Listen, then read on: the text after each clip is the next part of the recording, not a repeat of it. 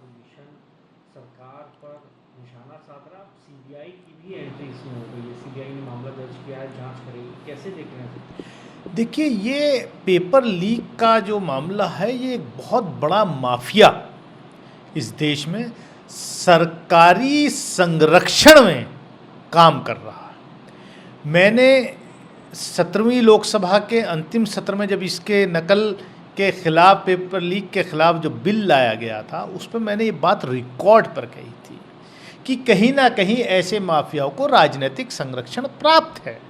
और जिस तरीके से एनटीए ने के अंतर्गत जो लगातार पेपर लीक्स हुए हैं और जिस तरीके की पहले तो सबसे शुरू में तो एजुकेशन मिनिस्टर ने, जो है शिक्षा मंत्री ने, सिरे से खारिज कर दिया था कि पेपर लीक ही नहीं हुआ है।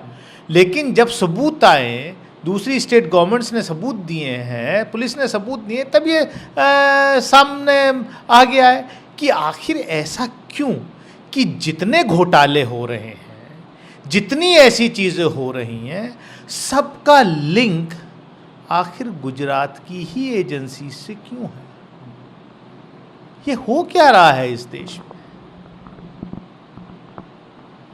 कितने लोगों को, उनको जो वहाँ से जुड़े हुए लोग हैं, उनके हौसले इतने बुलंद हो गए कि इस देश के छात्र और नौजवानों के, जो लाखों करोड़ों छात्र नौजवान हैं, उनके भविष्य से ऐसे ही खिलवाड़ होता रहेगा, क्योंकि उन लोगों पर कार्रवाई नहीं होती, इसलिए लगातार ऐसा हो रहा है। सर, यूपी को एक बार फिर उत्तराधिकारी बनाया है, नेशनल कोऑर्डिनेटर बना दिया है। चुनाव के बाद इस तरीके का फैसला लिया गया, उससे पहले उन्हें हटा भी दिया गया, तो कैसे आप? नहीं, क्योंकि आकाश आनंद जी जो है वो भाजपा के खिलाफ जो है दबके कैंपेन कर रहे थे, तो ये कहीं ना कहीं से दबाव आया होगा, जैसा कि लोग एनालिसिस करते हैं। अब मुझे ज़्यादा जानकारी नहीं है, ये उनका इंटरनल पार्टी का मैटर है। तो अब जो है, तो ये सब होता रहता है। अब फिर से बनाया है, आपको लगता है पार्टी के अंदर सुधार आएगा या एक नई ऊर्जा आएगी? अब उसमें मैं क्या कह सकता हूँ, उनकी पार्टी के नेताओं से पूछिए। सर, कल से क्या उम्मीद करते हैं कि पार्लियामेंट किस तरीके से इस बार जो है माहौल रहेगा या चलेगा? आपकी क्या उम्मीदें हैं? आप जब सांसदों से मुलाकात करेंगे तो आप क्या एक्सपेक्ट कर रहे हैं सरकार से कि वो किस तरीके से अंदर? देखिए, मैं तो यही कहूँगा कि सबसे पहले जो नए सांसद सब चुनकर हैं, उनको मेरी शुभकामनाएं, और सरकार से हम ये अपेक्षा करेंगे कि कम से कम जैसे पिछली लोकसभा में हुआ ऐसा रवैया, खैर अब चाह के भी वो नहीं वो रवैया अपना सकते, क्योंकि इस बार विपक्ष जो है वो नई ऊर्जा के साथ और नई बड़ी संख्या के साथ सदन में रहेगा।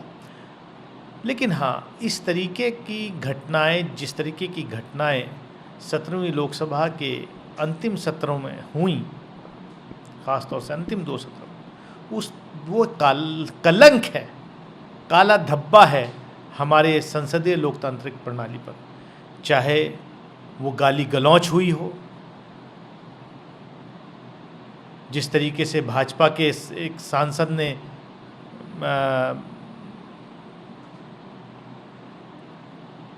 का रवैया रहा कोर्ट पर और उस पर कोई कार्रवाई नहीं हुई,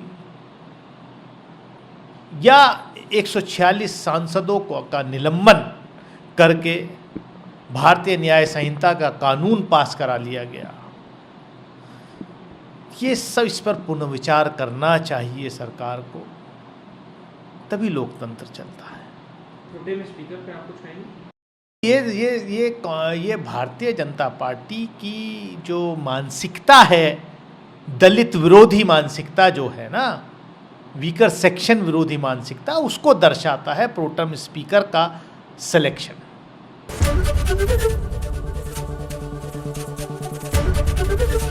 एबीपी गंगा, खबर आपकी, जुबान आपकी।